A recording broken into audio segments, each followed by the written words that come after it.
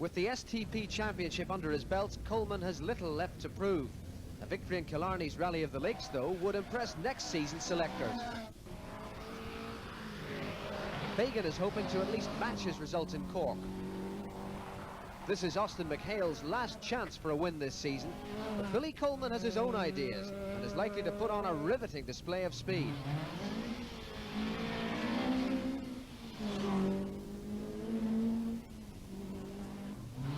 For Austin, the Lakes Rally is also his last chance to topple the maestro. It's a premature end to the season for Fagan, who stops on the next stage with his carburetors on fire. Others are taking the final fling literally.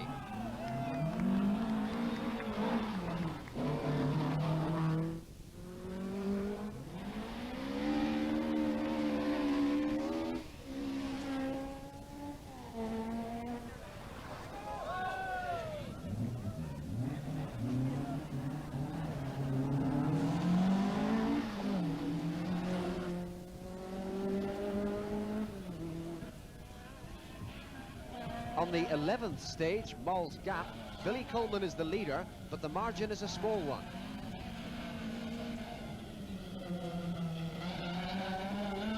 His determined teammate, Austin McHale, is a mere 14 seconds behind.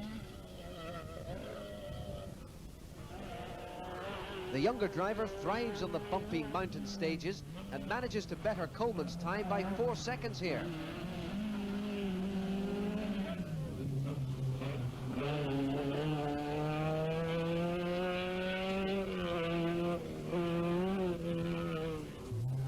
Coleman then doesn't hang around to enjoy the scenery.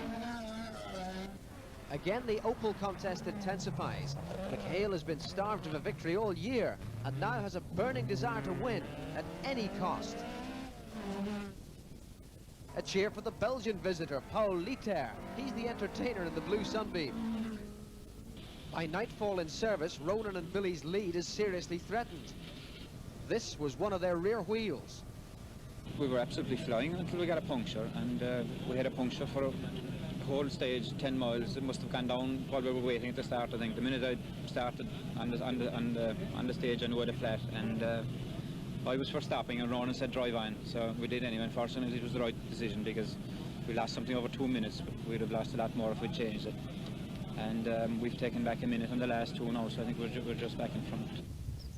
The beautiful lakes of Kerry provide the backdrop for the final day. And once again, the three-time circuit winner Billy Coleman, who's been leading this event for so long, is being challenged by another sprint from McHale. McHale and Farrell are absolutely on the limit, and being fastest on Sunday's first 4 stages, take the lead.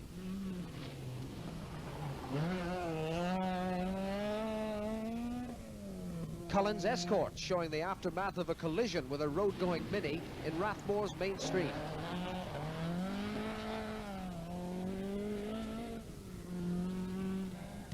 With 2 stages still to go, Coleman learns that McHale has lost some time and handed back the lead.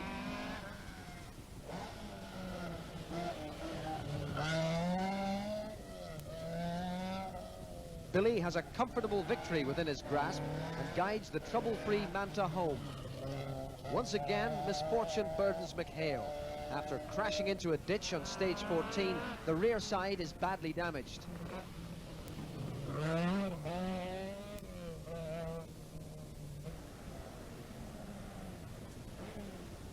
Keeping his fingers crossed for a finish is third-place driver James Cullen in the battered Escort. He gets plenty of encouragement from the spectators.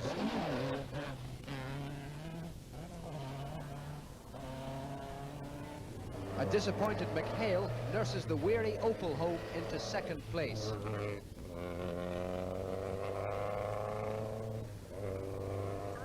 The finish at the Gleneagle Hotel in Killarney sees a realistic Austin McHale assess his season.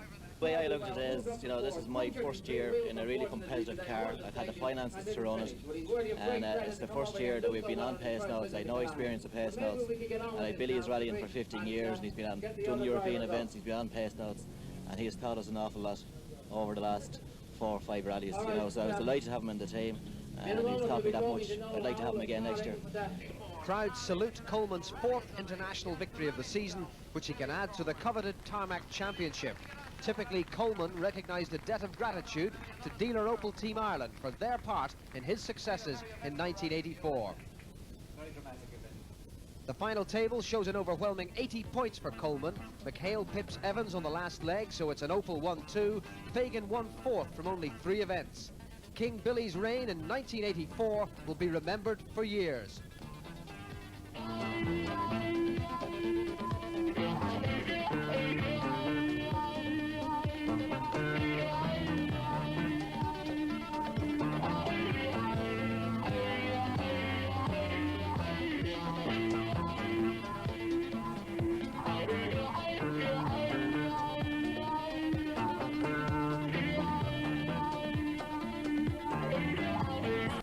Now, the sport of rallying, there is, of course, action, the competition, and the personalities. Men like Fintan Foley from Tralee, who's tried other pastimes just as dangerous as rallying. Well, let's have a look now at the Rally of the Lakes with our commentator, Alan Tyndall.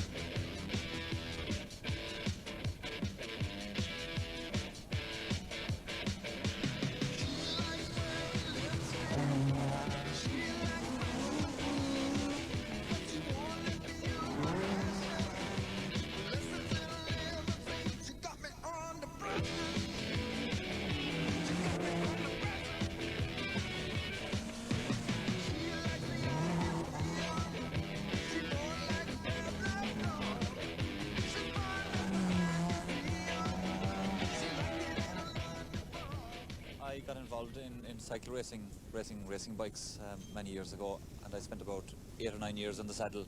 I rode a Ronstalchin on a Tour of Ireland, and I fell off the bike too many times and had an operation in my knee, couldn't continue cycling. So I should have gone onto motorbikes, I gather, but the rally cars seemed to be attractive, so I started messing around with engines, and I've been at it ever since. I always wanted to do a bit of rallying, and as a result of a bit of sponsorship coming along, but it was only for rallying, I decided I would take it and try it. The excitement and the thrill of speed is basically the same. I suppose cycling is more physical. This is more mental concentration. But I often find after a hard day's driving behind the car that you would be as tired as you would be after a day of a stage rally.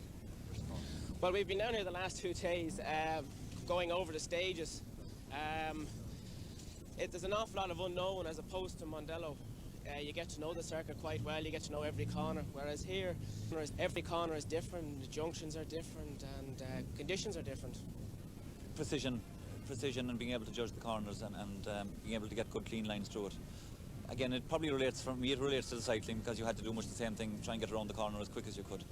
I was at it for a number of years at this rallying game, and I hit about every ditch in the country before I got the skill of it right.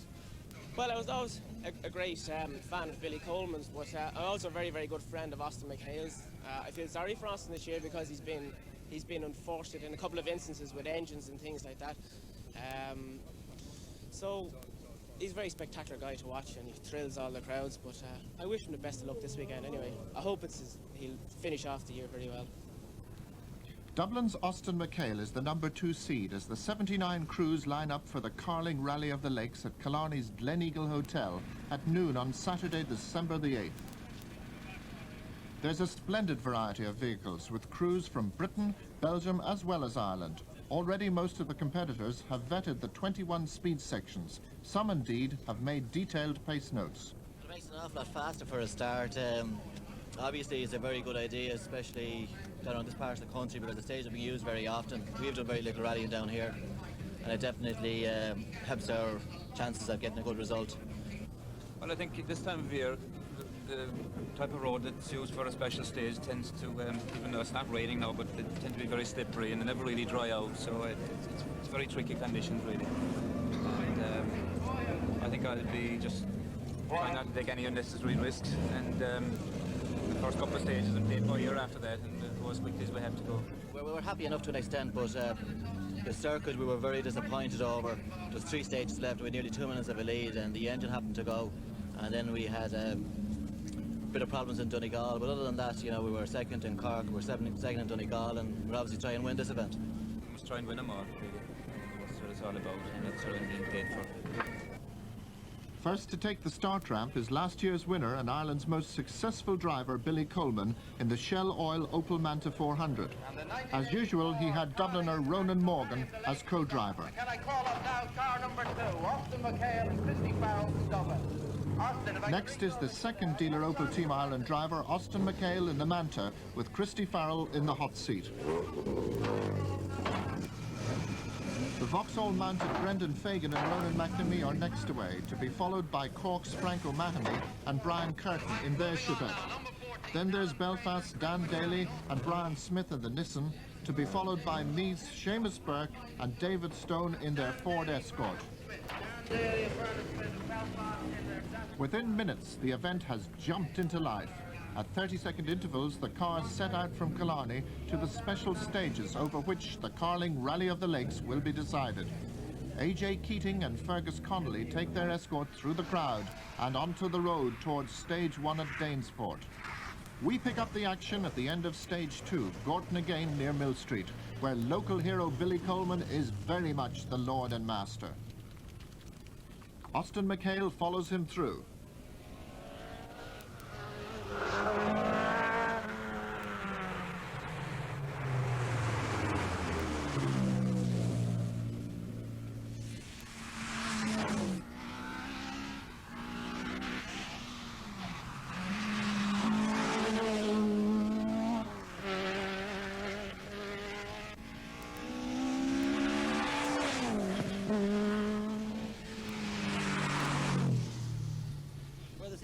In Stage 2 is that Billy Coleman seems to be fastest by 21 seconds from Austin McHale.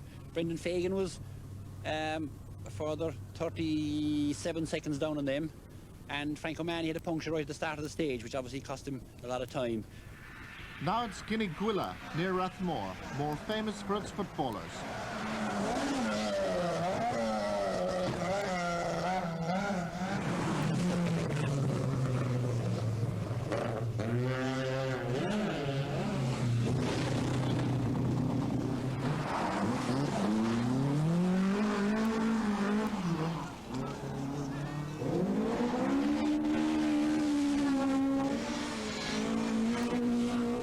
Wet, slippery roads are worrying for the competitors, but this factor makes it all the more exciting for the well-informed and highly interested spectators. But what about their safety? And so the first service halt back at Gleneagle Hotel. We've completed 4 stages, and the top 6 are Coleman and McHale in Opel Mantas, Seamus Burke, AJ Keating and James Cullen in Escorts, and the spectacular Belgian Paul Liters, who's 6th. Local drivers Barry Duggan and John Moynihan are in the top 10, while Brendan Fagan, Michael Barrable and Frank O'Mahony have retired. The choice of the right tyre compound is proving to be a problem. When one's a professional like Cork's Billy Coleman or his teammate and rival Austin McHale, one's paid to be more than interested. We feel we could have a softer tyre, you know, but I suppose you get anything that will really grip in those conditions. But the danger if you go too soft is that they go off and you could be on a long stage. Conditions are very slippy on the first stage and the second stage, and we dropped a fair bit of time in the second stage, but that's fairly close to Billy territory, you know. Yeah. But we're happy enough the way the car's going. Everything's going very well. Yeah, stages are not as abrasive, I think, as a lot of people expect them. There's a lot of muck or slush. Yeah, there's an awful lot of dirt around, and it's very slippy. Yeah. But we're heading into more hilly territory now, and stages are a bit cleaner. Up Molls Gap, Carroll Lake and that, you know. What about, what sort of tyres were you using? Were you using the slicks? We made a mistake this morning, went out on slicks. We went intermediate front, slick rears. It was slick or intermediate all round. But, you know, you take the gamble. We're just hitting the spot down for the night stages now. The last long hours we'll have to have a chance. So. Yeah. What else do you do to the engine at this time? I'm just checking it. Everything seems to be okay. Hope for the best. No problem so far anyway. Somebody else is working on the amount of petrol you Yeah, it's just petrol and oil levels. That's checking that. So. This rally would seem to be down to a tyre choice. Seemingly so, yes. The stages are very slippery. It's bad drying today, you know, but local knowledge plays a big part out here, Michael. And so to the infamous Molls Gap, 15 miles of twisting tar macadam that makes the cars flex and buck their way forward. With Coleman and McHale gone through, Paul Litter, the Belgium in the Gaby's restaurant-sponsored Sunbeam Lotus, is very spectacular and still 6th overall.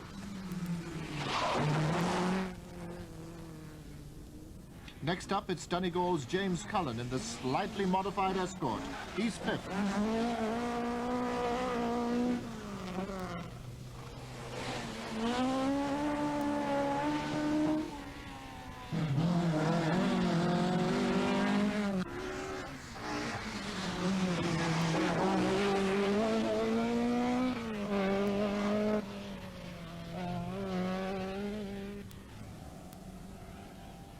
Then comes Millstreet's Barry Duggan, co-driven by Philip Moynihan.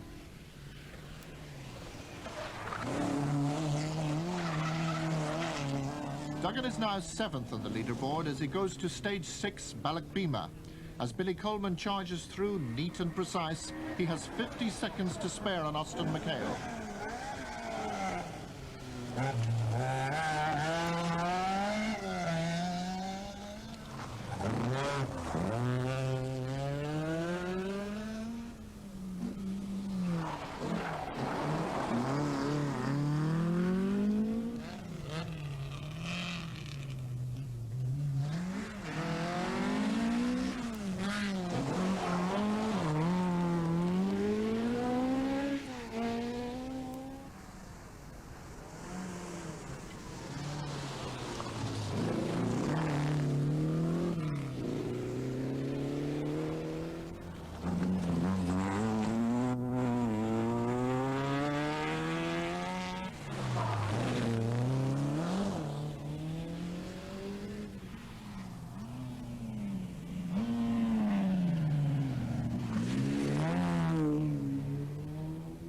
It's almost nightfall as some of the later cars go through Ballochbima. By now, the rally leaders are tackling Carroll Lake and Churchtown.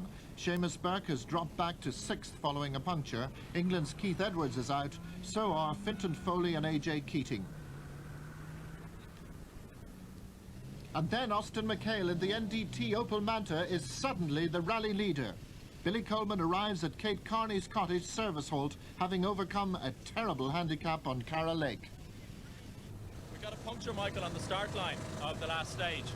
It was a 10.5 mile stage, so we decided to drive right through the stage on this squeal here.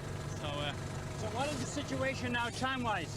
We lost 2 minutes and 13 seconds to Austin on that stage because of the puncture. But now we are 33 seconds behind him. Little extra pressure? Little extra pressure. How is the man coping himself? No problem. No pressure on him at all. He's happy enough, is he? Yeah, it'll make a rally out of it now. We've lost about 3 minutes, and I think we're about half a minute behind now, so we have to start fighting on the pressure. Do you actually sort of rationalise this in your own mind and sort of say, like, I got to cope with this little bit of new pressure, and how are you going to act now when you go back out?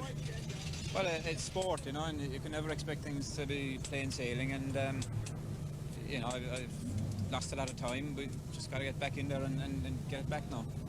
You're not looking happy, though. Well, it's a long way to go, you know, there's 150 miles of hard driving and 30 seconds is nothing in that much, so I just hope we haven't damaged the differential in the car, because it was the worst possible thing that could have happened.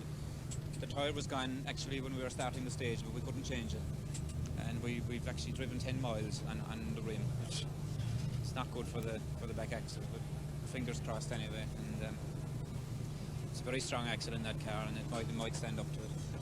You have a slight problem there, Faker, right? Oh, we do indeed, yeah. We broke a few lights, but we're trying to repair that now. It happened on the start of the second last stage, about a mile in. The car just spun, and we covered a bank.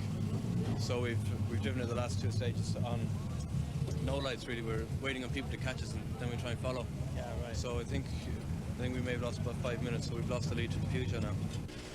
The frantic pace continues as they go further into the night. There are 2 more stages before a rest in Killarney.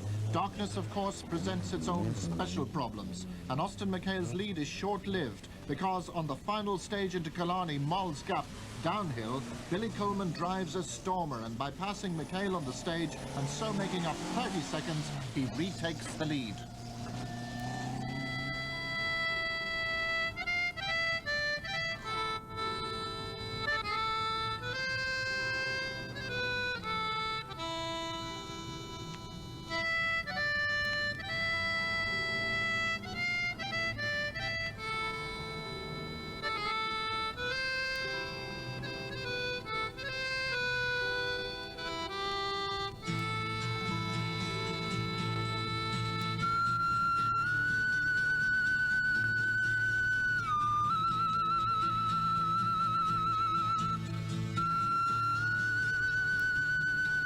Next morning in spring-like conditions, spectators are out good and early in order to grab the best vantage points. The battle is continued. Rathcool's Austin McHale has no intention of giving up. Billy Coleman knows it's his duty to win. The first stage out of Killarney is once more Shell Molls Gap. It's a classic rally stage, demanding extreme driver courage.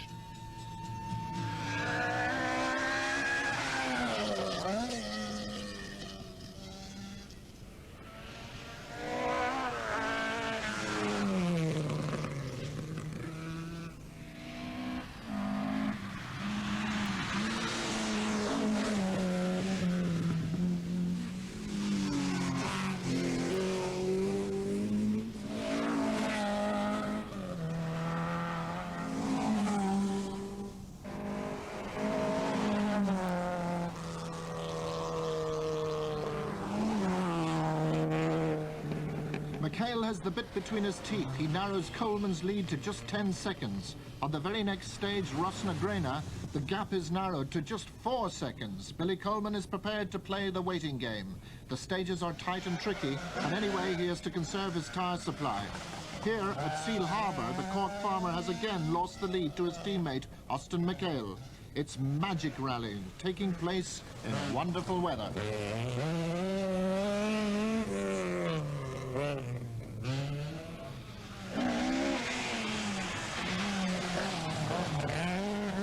James Cullen is still third in the Escort.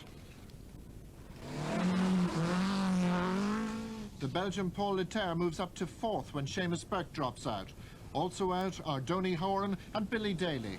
And now Killarney's Pat Murphy, Barry Duggan and John Moynihan make up the top 7 behind McHale and Coleman.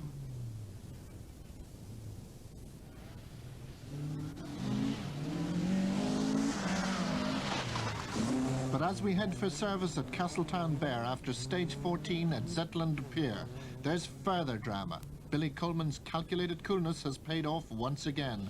His co-driver Ronan Morgan gives an up-to-date report to clerk of the course Mike Marshall at Castletown Bear. We just completed about 4 very tight stages there. We were taking it fairly handy over them because you know yourself how bad they are. We were afraid we got a puncture. And unfortunately Austin had an accident just over the finish line at the last stage. So the car looks fairly bad. I reckon he's not going to get going again. What did you see back the road there? An awful lot of carnage. Austin went off on the finish line, I think on the actual finish line, and the car looked quite bad. The back axle and all has been tore out of the car, and the wheel is missing. And he's quite badly off, I would say, you know. But everybody's okay, which is... That actually put you in second place. That is now up to second place, yeah. But good, stout-hearted competitors do not give up easily, and Austin McHale is such a driver. Here's his co-driver, Christy Farrell. At the end of the special stage, we had finished past by the finish board and we just slipped a rock. And we lost some time. We dropped some time, we damaged the axle. But we're trying to repair the damage now. We've got 15 minutes to do so. We dropped 6 minutes road time in here, which leaves us with 9 minutes maximum lateness left of our total allocated lateness. So we have to work fairly fast here now. 6 minutes, that's 60 seconds. Explain to us now what the situation between yourself and Billy Coleman is. Well, we were leading Billy by 20 seconds at the end of the last stage. So we've dropped 60 seconds, which means Billy is leading us by 40 seconds with about 85 stage miles left. So we can still do it.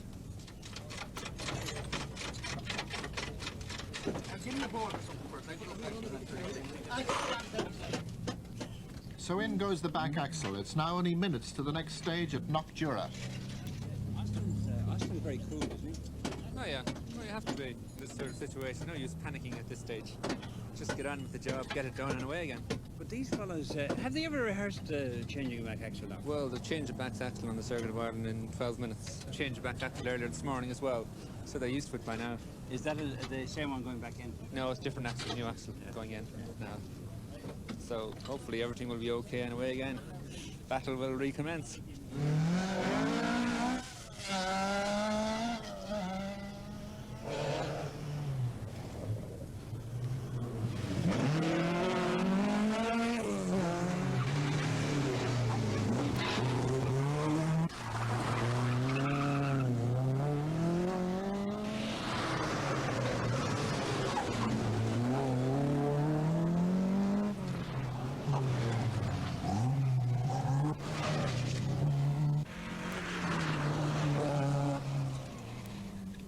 Belfast Dan Daly is trying to climb back into contention after a slipping clutch has hampered his progress. He's 11th, but the spectacular Belgian Paul Litter is in big trouble.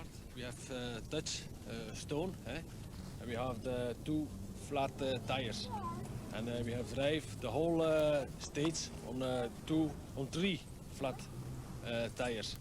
But now we are waiting for the service, but they are not here for the moment. So you think if you don't get service, you're finished, you're out? Oh, we are out, of course, now because we are more than a quarter of an hour after.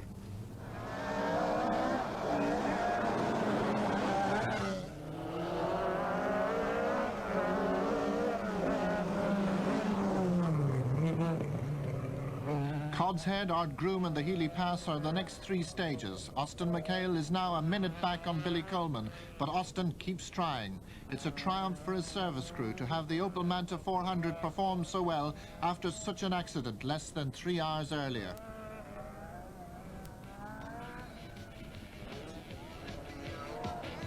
But Mr. Cool Billy Coleman is again setting his own pace.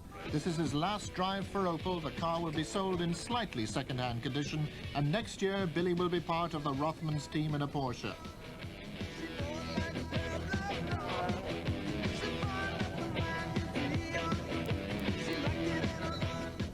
Donegal's James Cullen may be far from home and well off the pace, but he's happy with 3rd. So is co-driver Seamus Gormley.